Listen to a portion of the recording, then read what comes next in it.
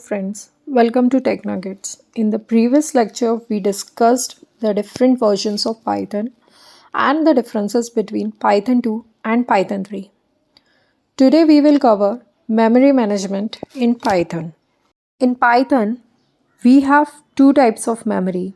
One is stack memory and second is private heap space.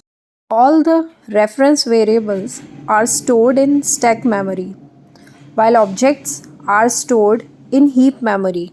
For example, if we create a variable num whose value is 52, then num is a reference variable and it is stored in stack memory, while 52 is an object created in heap memory.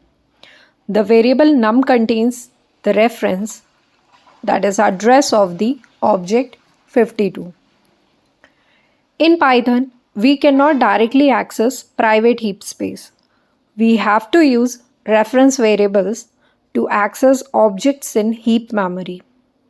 The objects do not have names but are referenced through their IDs.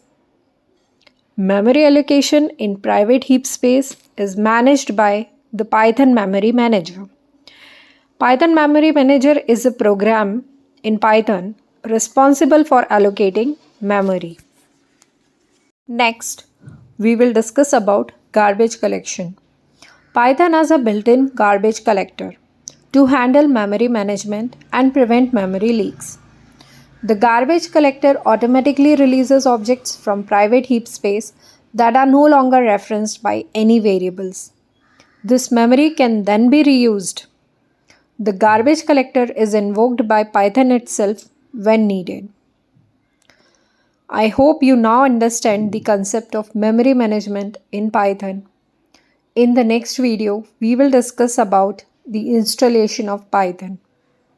See you in the next video.